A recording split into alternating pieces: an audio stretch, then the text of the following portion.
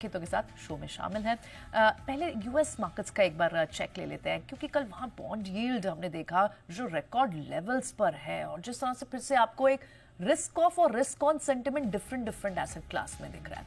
इन सब के बीच कल वहां के इंडाइसेस ने काम किया कैसे, हमारे साथ नेहा है बताने के लिए ग्लोबल मार्केट का पूरा अपडेट। लेकिन फेस ऑफ इट सारे के सारे तीनों इंडाइसेस जो है वो बड़े दबाव के साथ ही बंद हुए। मॉर्निंग नेहा, कल ऐसा हुआ क्या था कि इतने दबाव में दिखाई दिए बॉन्ड यील्ड वहां एकदम सर्ज्ड हो गई? बिल्कुल बड़ा फिर से आपको इनवर्स रिलेशनशिप तो होता है इन दोनों के बीच में, क्लियर दिखा भी। नहीं, अब थोड़ी सी इन्वेस्टर्स में, निवेशकों में वहां पर स्ट्रेस दिख रही है प्रियंका। आज देखेंगे आप डाउ और नैस्डैक फ्यूचर्स है थोड़ा सा यहाँ पर स्टडी कारोबार कर रहे हैं, लेकिन आप एशियन मार्केट्स में नजर डालें, जापानीज मार्केट निके ये कल यूएस मार्केट के परफॉर्मेंस पर रिएक्ट कर रहा है। 300 अंकों की गिरावट यहाँ पर है। कॉस्पी आप देखिए 1.25% गिरा है, क्योंकि कहीं ना कहीं अब इनकी यहाँ पर ट्रेड डील होनी है। यही उम्मीद थी कि अब साउथ कोरिया, जापान, ये सब यहाँ पर मान के चल रहे थे कि बहुत जल्द इनकी यहाँ पर ट्रेड डील हो जाएगी। अब अगर ऐसी स्थिति दुनिया की इतनी बड़ी इकोनॉमी में उत्पन्न हो जाती है जहां पर उनके फेडरल डेफिसिट्स बढ़ते चले जा रहे हैं, 30 साल की जो यहाँ पर ट्रेजरी यील्ड है, आपने खुद ही कहा कि अक्टूबर 2023 के बाद सबसे ऊंचे स्तर पर है, 5% के पार निकल गई है। 10 साल की अमेरिकी बॉन्ड यील्ड अगर आप देखें तो ऑलमोस्ट 3 महीने के मिड फेब के बाद सबसे ऊंचे स्तर पर है। तो ये थोड़ा सा चिंता बढ़ाने वाली बात है, जिस तरह से फिजिकल डेफिसिट, इनका कर्ज बढ़ता चला जा रहा है। प्लस अमेरिकी राष्ट्रपति डोनाल्ड ट्रंप है, वो अपना जो टैक्स कट बिल है उसको पूरा पुश कर रहे हैं, और कहीं ना कहीं एक्सपर्ट्स मानते हैं कि इससे जो यहाँ पर अमेरिकी अर्थव्यवस्था है उस पर कुछ भी नहीं तो कम से कम 3 से 5 ट्रिलियन डॉलर का अतिरिक्त बोझ बढ़ सकता है। ये सारी चीजें हैं जिन्होंने कल अमेरिकी बाजारों को डराने का काम किया, और यही कारण है कि डाउ हमने देखा कल 800 अंकों से अधिक गवाकर बंद हुआ है।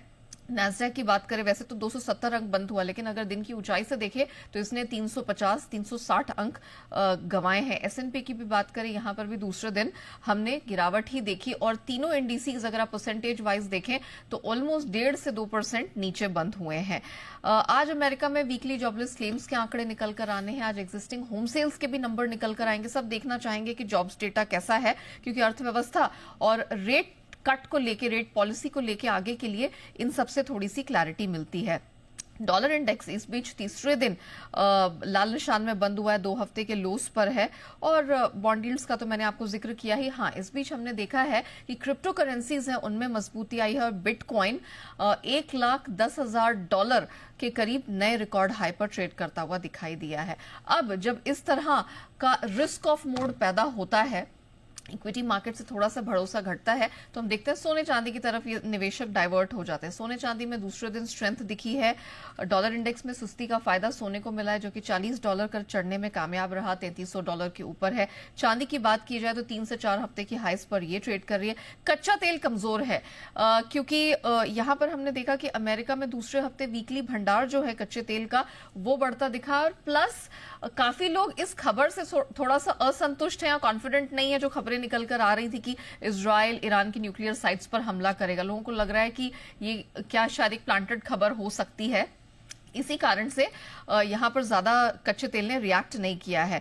और अगर मेटल्स की बात की जाए तो यहां पर भी सुस्त सा कारोबार देखने को मिल रहा है। जब दुनिया की इतनी बड़ी इकोनॉमी में अर्थव्यवस्था को लेकर और कर्ज को लेकर ऐसी चिंता हो, तो जाहिर तौर पर जितनी भी यहां इंफ्रास्ट्रक्चर डेवलपमेंटल कमोडिटीज हैं उनकी डिमांड को लेकर स्ट्रेस बनता है, और इसी कारण से कमजोर डॉलर के बावजूद आपने कच्चे तेल और मेटल्स को सुस्ताते हुए देखा है।